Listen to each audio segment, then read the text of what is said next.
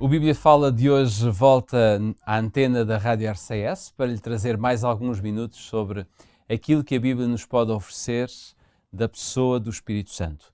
É este o tema que nós temos abordado diariamente, temos tentado esquadrinhar, digamos assim, este tema que é tão poderoso, tão profundo e provavelmente todo o tempo que nós tivermos aqui para falarmos do Espírito Santo não vamos conseguir dizer tudo. E ainda bem, porque isso permitirá que você desse lado continue a estudar diariamente este tema, porque ele é um tema, eu diria, infinito. Só mesmo na eternidade é que vamos conseguir compreender muito mais coisas daquilo que é o Espírito de Deus. Antes de dar a palavra e conversar um bocadinho com o meu parceiro de conversa, que é o Pedro Esteves, eu queria de alguma forma falar de alguns aspectos muito interessantes, de algumas condições necessárias que nós precisamos para podermos ter o Espírito Santo connosco e para podermos usufruir de todas as bênçãos que Deus nos pode oferecer por meio dele. Antes, porém, da conversa com o Pedro Esteves, eu gostava de convidar novamente a você preparar a sua Bíblia. Se já a tem perto de si, então poderá abrir em Atos capítulo 2. Vamos novamente ao livro de Atos. Como vê, estamos-nos a apoiar muito nos livros do Novo Testamento, porque sem dúvida aqui há um relato bastante expressivo e claro sobre o Espírito de Deus, mas não significa que o resto da Bíblia não tenha passagens que falam do Espírito de Deus. Mas em Atos capítulo 2, eu gostava de ler consigo uma passagem que nós encontramos aqui e que é bastante interessante, no capítulo 2, versículos 37 e 38, que diz assim: E ouvindo eles isto, compungiram-se em seu coração e perguntaram a Pedro e aos demais apóstolos: Que faremos, irmãos? Pedro então lhes respondeu: Arrependei-vos e cada um de vós seja batizado em nome de Jesus Cristo para a remissão dos vossos pecados e recebereis o dom do Espírito Santo. Esta é uma passagem que nós encontramos exatamente no momento em que os discípulos participaram naquela manifestação, digamos assim, do derramamento do Espírito Santo. Pedro, é justo dizer que, segundo a Bíblia, existem algumas condições para um crente receber o Espírito Santo? Sim, é totalmente verdade. O derramamento do Espírito Santo é uma promessa. Como todas as promessas de Deus aos homens, elas são feitas num contexto, se quisermos, de aliança. Portanto, Deus, se faz promessas, implica que quer ficar ligado a nós. As promessas funcionam como que votos. Deus promete fazer alguma coisa e essa promessa também nos implica. Porque se uma promessa da parte de Deus não nos implicasse a nós, então quer dizer que Deus ia fazer o que queria independentemente da nossa vontade. Então, quando nós dizemos a promessa do Espírito Santo, biblicamente é forçoso, é como que dizer que há condições. Essas condições são o contexto dessa aliança. Lembremos também o seguinte, que Deus age sempre num contexto de escolha e liberdade. Ou seja, Deus, desde o princípio, isso é bem claro desde o Gênesis, que Deus respeita o indivíduo. E Deus criou, desde o princípio, indivíduos. Logo, se o Espírito Santo é Deus, não poderia ser de outra maneira. Deus só vai agir na vida daqueles que estiverem disponíveis para a sua ação. É por isso que esse contexto de liberdade individual é o meio, é o contexto no qual Deus quer relacionar-se com os seres humanos. Portanto, estes pontos introdutórios são para explicar que qualquer tipo de relacionamento com Deus vai sempre acontecer neste contexto. Deus dá-nos liberdade de escolha e, portanto, nós, para vivermos essa promessa de Deus e a podermos experimentar na nossa vida, temos que cumprir a nossa parte. Logo, o Espírito Santo só age, o Espírito Santo só habita, só transforma, só dá poder, tudo coisas que já afirmámos e vimos pela Bíblia que são o fruto ou a ação do Espírito Santo em nós. O Espírito Santo só o fará se nós quisermos. Neste caso, segundo as palavras que tu acabaste de ler, há uma condição que salta à vista. O apóstolo dizia: arrependei-vos, ok? E então ele termina, depois diz: sede batizado, já aqui falámos sobre o batismo, e então recebereis o dom do Espírito Santo. Que é o mesmo que dizer que sem arrependimento não há a possibilidade de recebermos o dom do Espírito Santo. Ora, o arrependimento na Bíblia, ele significa, implica uma mudança de vontade, uma mudança de caminho, uma mudança de direção. Quer dizer que o Espírito Santo será derramado de maneira muito especial na vida daqueles que reconhecerem que precisam de mudança. E porquê é que o Espírito Santo então vem depois disso? Porque sem o Espírito Santo o ser humano não é capaz de fazer essa mudança.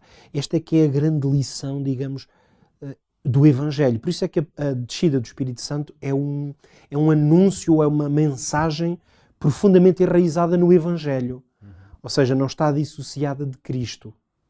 Precisamente porque nós temos que reconhecer a nossa total dependência e então, como reconhecemos que não somos capazes e que o caminho que seguimos por nós mesmos, ou seja, a nossa vontade natural é contrária à vontade de Deus, quando reconhecemos isso, então o Espírito Santo é-nos dado e nós começamos a ter poder, a ser capazes de alcançar essa vitória. Então, a primeira grande condição é arrependermos-nos, ou seja, reconhecermos que precisamos do auxílio divino para alcançar vitória.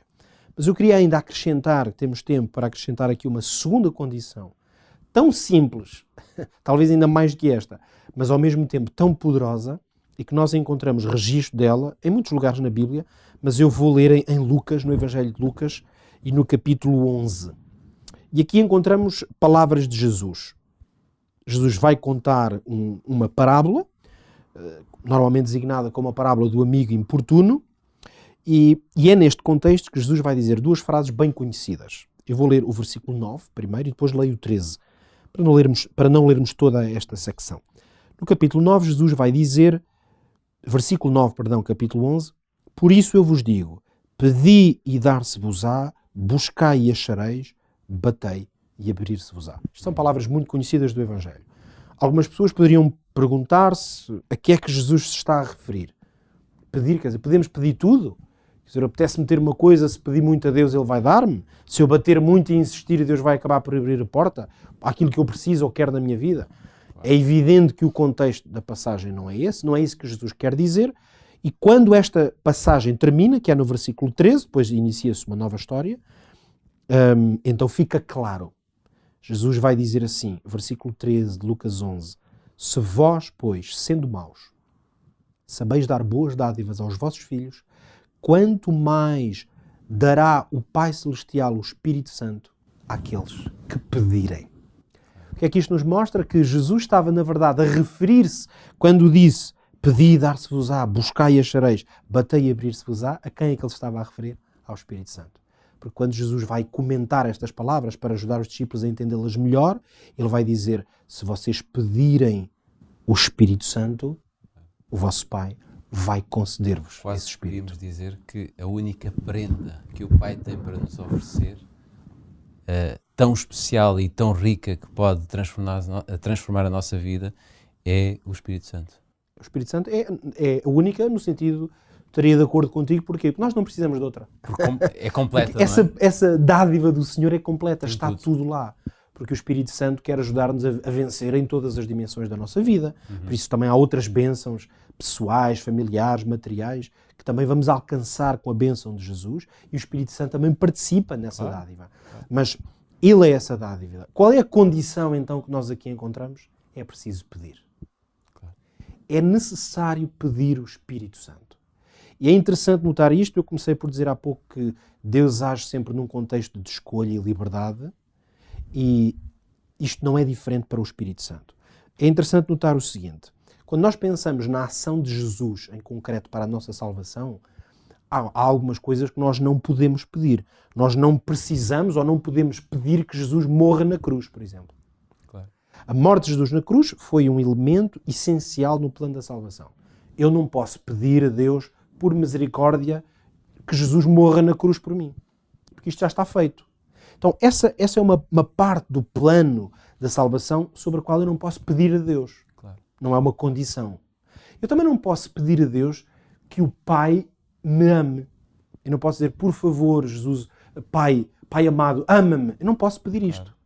Porquê que eu não posso pedir? Porque isto Isto é uma dádiva gratuita de Deus, incondicional. Essa é que é a definição do amor de Deus. Mas já a ação do Espírito Santo no plano da salvação, ela não vai acontecer se eu não a pedir. Cristo já morreu, o Pai ama-me, independentemente do que eu diga, peça ou faça. Mas o Espírito Santo habitar em mim está dependente. Porque se eu não o pedir, ele não me vai forçar. Claro. O meu corpo é o templo do Espírito Santo. Não diz a palavra de Deus, mas ele não vai forçar-se no meu corpo. Claro. Eu tenho que pedir e agir em conformidade. Claro. E estas são duas condições muito importantes. Deus não é relutante em dar-nos o seu Espírito Santo, o seu Espírito. Deus é um Deus que está, no fundo, num patamar de bondade, de benignidade para todos nós. Ele está disposto a oferecer-nos em qualquer momento, a qualquer hora, as vezes que quisermos, mas temos que lhe pedir. Por isso o conselho que fica aqui neste dia, nas manhãs da RCS, é que você de alguma forma possa pedir a Deus essa porção do Espírito Santo para que Ele conduza a sua vida, para que Ele dirija a sua vida e para que você seja feliz. Já sabe, hoje já não temos mais tempo, o Bíblia Fala termina aqui, mas amanhã estaremos de volta neste mesmo horário e se quiser acompanhar todos os outros programas sobre o Bíblia Fala e que já registámos, poderá passar pelo site da RCS, poderá passar também pelo Facebook ou então pelo Hope Channel Portugal. Está lá tudo. Até amanhã, se os quiser.